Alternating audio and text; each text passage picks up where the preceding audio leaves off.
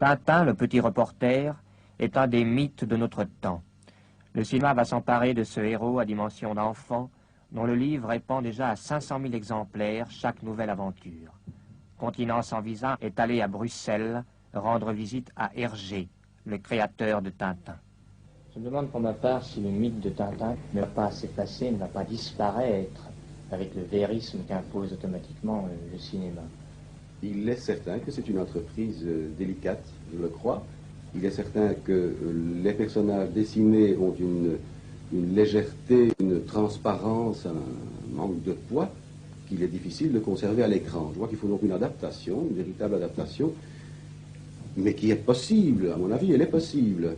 Et j'ai l'impression que les spectateurs enfants qui verront ça entreront dans le jeu, si c'est bien fait, bien entendu. Oui, il y a une stylisation, il y a une évidemment. c'est certain. Est-ce que vos dessins ont subi l'influence du cinéma?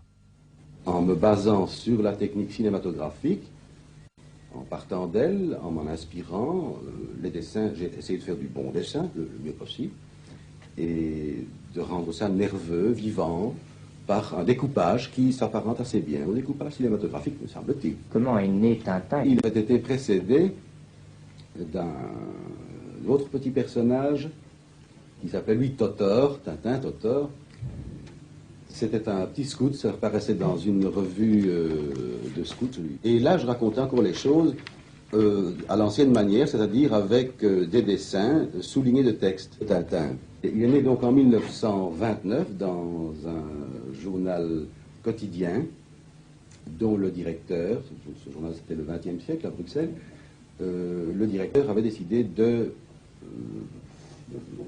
publier un supplément hebdomadaire dans le XXe siècle du jeudi, supplément hebdomadaire qui était consacré aux enfants.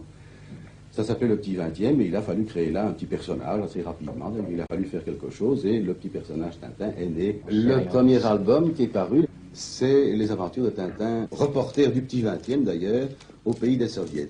Pourquoi au pays des soviets? Oui, pour un journal catholique, j'allais vous le demander. Un consul belge avait publié un livre qui s'appelait Moscou sans voile, relatant des tas d'histoires qui se passaient, affreuses, qui se passaient en Russie.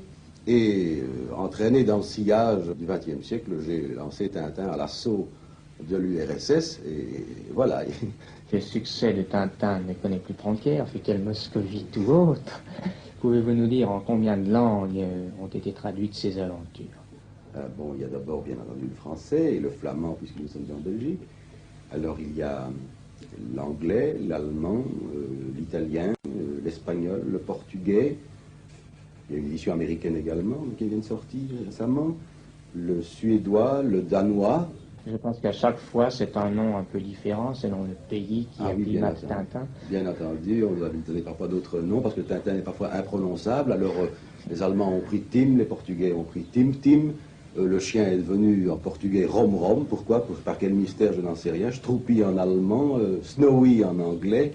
Ce personnage de Tintin, il a pris une telle ampleur que sa création n'est plus qu'un art, mais également une industrie, je pense. Vous avez donc dû vous entourer d'une équipe.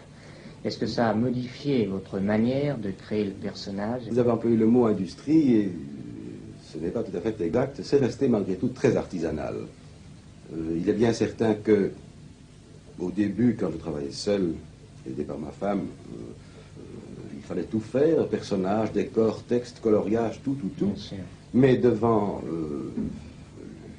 les exigences des enfants, des lecteurs, il a fallu soigner les décors davantage, il a fallu que telle auto soit une auto d'une telle marque et pas une auto simplement auto. Et il a fallu pour cela s'entourer d'une équipe de collaborateurs. Mais la méthode de travail elle-même n'a pratiquement pas changé. La création, il y a toujours de moi. Je me fais aider bien entendu par mes collaborateurs, on discute des scénarios, des idées, chacun apporte son grain de sel et chacun apporte sa pierre à ce petit édifice. Mais dans l'ensemble, les méthodes de travail n'ont pas changé. Je pense que pour nos téléspectateurs, il serait intéressant de voir maintenant comment se crée un album de Tintin. Eh bien, je vais vous montrer ça. Bien, vous êtes très bien. Le premier souci est évidemment celui du scénario. Et là, je vous arrête. Oui. Vous arrive-t-il, j'ai une petite question, oui. vous arrive-t-il de mettre entièrement sur le papier un scénario, de vous apercevoir lorsqu'il est écrit que ce scénario ne valait rien.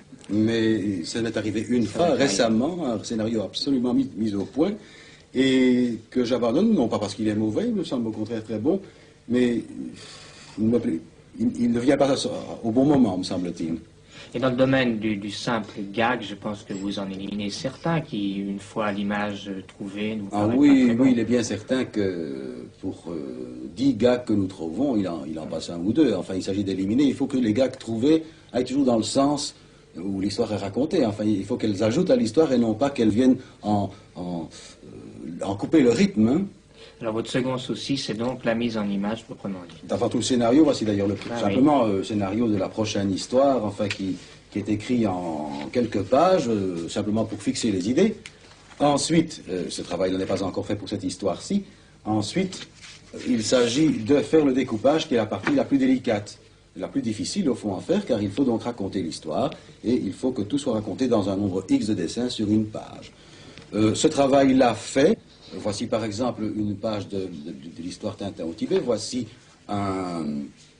le découpage d'une planche, voici la planche de travail où on a travaillé vraiment avec toutes ses forces sans tenir compte de la propreté de la page et tout. Vous en avez remis. On y a été très fort. Et puis après, à ce stade-ci, cette feuille-ci repart chez mes collaborateurs qui, eux, alors, vont dessiner tous les accessoires, les fauteuils dans ce cas-ci, les plantes, les décors, enfin tous les décors.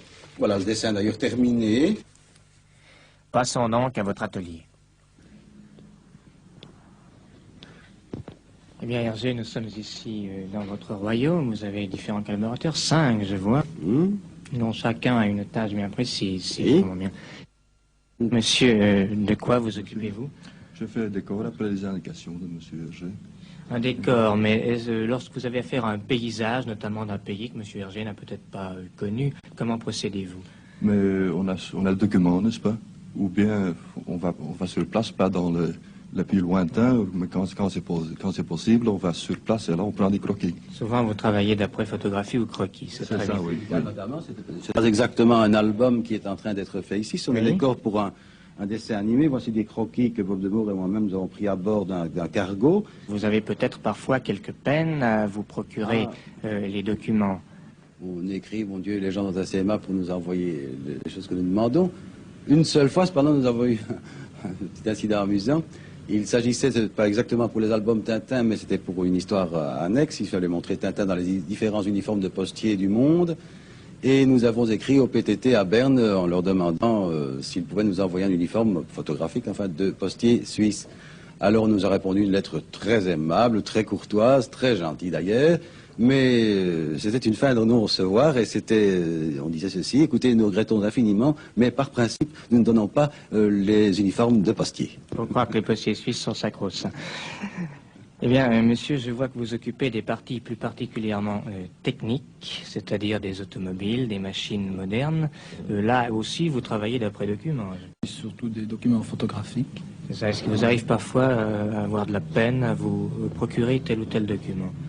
Pour les